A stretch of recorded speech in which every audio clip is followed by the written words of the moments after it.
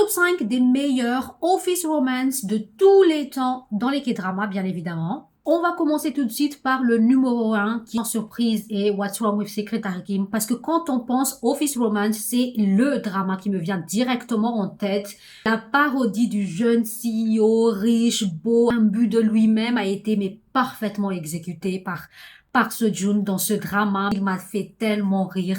Et je pense que après ça, il y a eu plusieurs tentatives de repliquer ce genre de personnage dans d'autres dramas comme dans Business Proposal que j'ai pas forcément trouvé réussi. Pour moi, c'était comme si c'était un blasphème en fait par rapport à What's Wrong with Secretary Kim. Je sais, un popular opinion, parce que je sais très bien à quel point vous avez adoré ce drama-là. Ce que j'ai aimé dans What's Wrong with Secretary Kim aussi, c'est que à part la romance entre les deux leads, au fait, il y a aussi les petites histoires de bureau qui sont tout aussi intéressantes et hilarantes parce que les autres personnages du bureau ont aussi leur propre storyline, ils ont aussi leur propre intrigue et tout ça.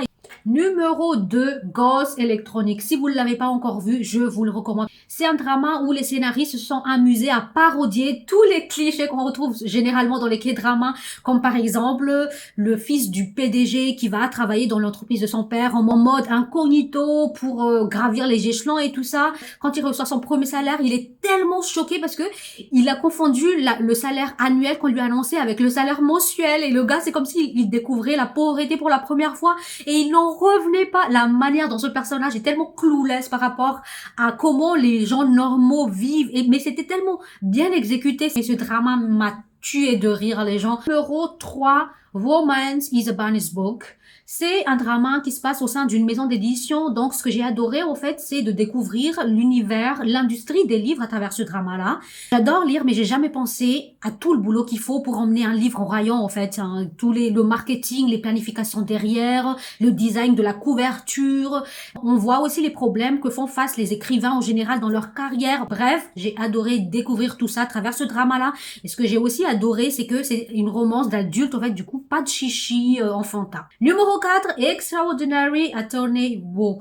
Adorable. C'est le mot qui me vient directement en tête quand je pense à la romance de cette avocate autiste avec son collègue au bureau. J'ai adoré aussi la romance des second leads qui est un petit peu genre enemy to lovers parce qu'ils étaient d'abord concurrents avant de tomber amoureux petit à petit l'un de l'autre. Sincèrement, de tous les dramas qui se passent au sein d'un cabinet d'avocats, Extraordinary Attorney Woo est mon préféré. Numéro 5, She Was Pretty. C'est l'un de ces dramas anciens qui reste toujours regardable même maintenant. C'est léger, c'est fun. Le fait que ça se passe dans une maison d'édition de magazine, un peu à la Diable, s'habille en Prada, rajoute un petit quelque chose à l'histoire. Donc voilà en gros mon top 5. Dites-moi le vôtre dans les commentaires.